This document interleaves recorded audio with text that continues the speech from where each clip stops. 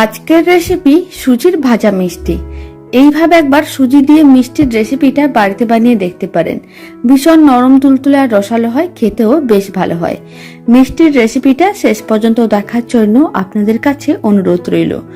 আশা করি আপনাদেরও খুবই ভালো লাগবে আর খুব সহজে নিজেরাই বানিয়ে নিতে পারবেন। প্রথমে একটা কড়াইকে গ্যাসের ওভেনের উপরে বসিয়ে দিয়েছিলাম। কড়াইয়ের মধ্যে দিয়ে দিচ্ছি 1 বাটি দুধ।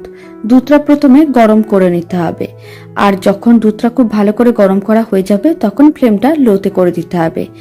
আর এখন দুধের মধ্যে আমি দিয়ে দিচ্ছি 100 গ্রাম সুজি, আর আমি দুধ নিয়েছিলাম 150 ml। 100 গ্রাম সুজি দিয়েছি। লো ফ্লেমে সুজিটা দুধের সঙ্গে খুব ভালো করে মিশিয়ে নিতে হবে, আর মিশ্রণটাকে একটু শুকনো করে নিতে হবে যাতে কড়াই থেকে আলাদা হয়ে যায়। প্রায় 2 মিনিট লো ফ্লেমে রান্না করে নিতে হবে। এবার আমি আপনাদের 2 মিনিট পরে দেখাচ্ছি। আপনারা দেখুন মিশ্রণটা একেবারেই শুকনো হয়ে যাচ্ছে আর কড়াই থেকেও আলাদা হয়ে যাচ্ছে। বুঝে নিতে হবে মিশ্রণটা রেডি হয়ে গেছে। এখন ফ্লেমটা অফ করে দিতে হবে, আর ফ্লেমটা অফ করার পরে এই মিশ্রণটাকে একটা প্লেটে করে নামিয়ে নিতে হবে। যে কোনো বড় সাইজের প্লেট বা যে কোনো বড় সাইজের থালার মধ্যে মিশ্রণটাকে নামিয়ে নেওয়ার পরে সুজির এই মিশ্রণটাকে ঠান্ডা করে নিতে হবে। মানে হাত দেওয়া যাবে ঠিক এরকমই ঠান্ডা করে নিতে হবে। প্রায় 5 মিনিট এইভাবে রেখে দিয়েছিলাম। মিশ্রণটা ঠান্ডা হয়ে গেছে। আপনারা দেখুন মিশ্রণটা ঠান্ডা হওয়ার পরে আরো বেশি শুকনো আর ঝরঝরে হয়ে যাচ্ছে। এখন মিশ্রণটার মধ্যে কিছুটা পরিমাণ লিকুইড দুধ দিয়ে দিতে হবে, তাহলে ডোটাও খুব সুন্দরভাবে রেডি হবে। খুব বেশি দুধ দেওয়ার দরকার নেই, এইভাবে অল্প করে দুধ দিয়ে দিতে হবে। তারপর খুব ভালো করে মেখে ডোটা রেডি করতে হবে। সুজির ডোটা রেডি করে নিয়েছি, আর ডোটা এরকম একটু নরম করে বানাতে হবে। খুব বেশি টাইটও না আবার খুব বেশি নরম না, এরকমই সুন্দর করে ডোটা রেডি করতে হবে, তাহলে মিষ্টিগুলো খুব সুন্দরভাবে রেডি হবে। এখন ডোটাকে কিচেন স্ল্যাবের উপরে নিয়ে নিতে হবে, আর কিচেন স্ল্যাবের উপরে ডোটাকে নেওয়ার পরে প্রথমে এইভাবে গোল করে ঘুরিয়ে নিতে হবে। তারপরে ডোটাকে প্রেস করে চাপটা করে নিতে হবে, আর এরকম একটা বেলনির সাহায্যে ডোটাকে একটু মোটা করে বেলে নিতে হবে।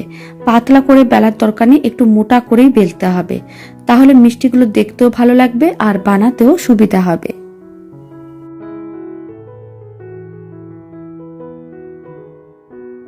ডোটাকে এরকম একটু মোটা করে বেলে নিয়েছিলাম। এবার একটা ছুরির সাহায্যে এইভাবে সাইডগুলোকে কেটে বাদ দিয়ে দিতে হবে। মানে সাইডগুলোকে কেটে একটা চৌকো শেপ দিয়ে দিতে হবে।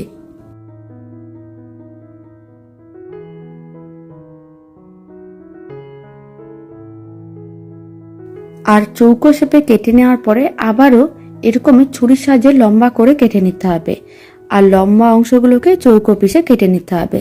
একটু সাইজটা ছোট করে বানাচ্ছি, আপনারা চাইলে একটু বড় করেও মিষ্টিগুলো বানাতে পারেন, আর না হলে এইভাবে ছোট করেও বানাতে পারেন।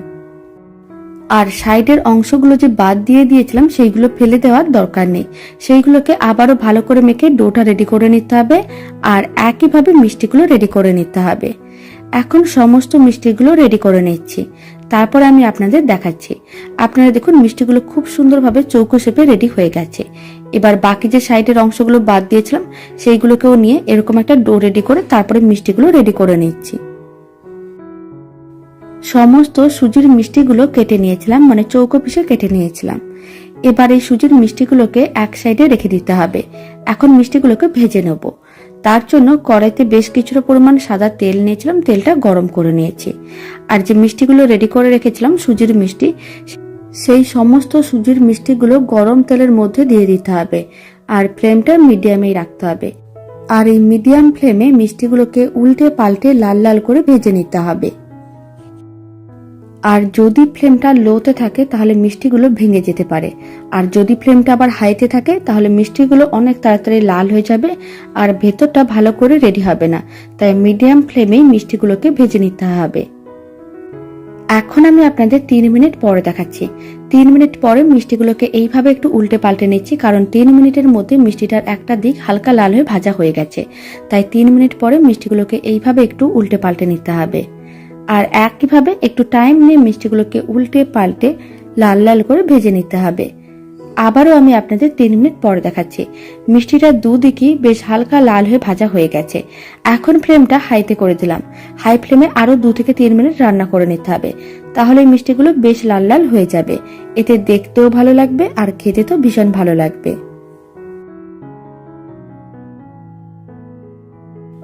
সমস্ত সুজির মিষ্টিগুলো বেশ লাল লাল করে ভেজে নিয়েছিলাম। ফ্লেমটা এই সময় হাইতেই ছিল, খুব বেশি টাইমের প্রয়োজন পড়েনি। 2 মিনিটের মধ্যেই মিষ্টিগুলো বেশ লাল লাল হয়ে ভাজা হয়ে গেছে। এবার ভেজে নেওয়া মিষ্টিগুলোকে একটা প্লেটের মধ্যে তুলে নিতে হবে, যাতে মিষ্টিগুলো ঠান্ডা হয়ে যায়। গরম অবস্থায় মিষ্টিগুলোকে চিনি শিরার মধ্যে দেওয়া যাবে না, তাই মিষ্টিগুলোকে প্রথমে ভেজে ঠান্ডা করে নিতে হবে, তারপরে চিনি শিরার মধ্যে দিতে হবে। এবার চিনি শিরাটা রেডি করে নেব। তার জন্য একটা ফ্রাইং প্যানের মধ্যে 150 গ্রাম চিনি নিয়েছি। এবার যতটা আমি চিনি নিয়েছি ঠিক ততটাই জল দিয়ে দিচ্ছি, মানে 150 ml এর মতন জল দিয়ে দিলাম। 1 বাটি চিনি নিয়েছিলাম, তাই 1 বাটি জল দিয়েছি। এবার চিনিগুলোকে জলের সঙ্গে খুব ভালো করে মিশিয়ে নিতে হবে, আর চিনিগুলো মেল্ট হওয়ার জন্য অপেক্ষা করব। এখন আমি আপনাদের 2 মিনিট পরে দেখাচ্ছি। ফ্লেমটা মিডিয়াম টু হাইতেই ছিল। চিনিগুলো জলের সঙ্গে খুব ভালো করে মিশে গেছে। এখন চিনি শিরার মধ্যে 2টো এলাচ দিয়ে দিলাম। এলাচ 2টো খুব ভালো করে চিনি শিরার সঙ্গে মিশিয়ে নিতে হবে। আর যেহেতু খুব বেশি জল দেওয়া হয়নি, 1 বাটি চিনির জন্য 1 বাটি জল দেওয়া হয়েছে, তাই খুব বেশি টাইমেরও প্রয়োজন পড়বে না। চিনি শিরাটা রেডি হয়ে গেছে, শুধু একটু চেক করে দেখে নিতে হবে চিড়চিড়ে ভাব এসেছে কিনা। আপনারা চাইলে চেক করে দেখে নিতে পারেন। এখন ফ্লেমটা লোতে করে দিলাম। আর যে মিষ্টিগুলো ভেজে রেখেছিলাম, মানে ঠান্ডা করে নিয়েছিলাম, সেই ভেজে নেওয়া সুজির মিষ্টিগুলো গরম চিনি শিরার মধ্যে দিয়ে দিতে হবে। প্রথমে ফ্লেমটা লোতে রাখতে হবে, আর যখন সমস্ত মিষ্টিগুলো চিনি শিরার মধ্যে দেওয়া হয়ে যাবে, তখন ফ্লেমটা মিডিয়ামে করে দিতে হবে। মিডিয়াম ফ্লেমে 5 মিনিটের মতন রান্না করে নিলেই দারুণ স্বাদের নরম তুলতুলে রসালো সুজির ভাজা মিষ্টিগুলো একেবারেই রেডি। বাড়িতে বানিয়ে দেখতে পারেন, খুব কম সময়ের মধ্যে রেডি হয়ে যায় আর খেতেও ভীষণ ভালো হয়।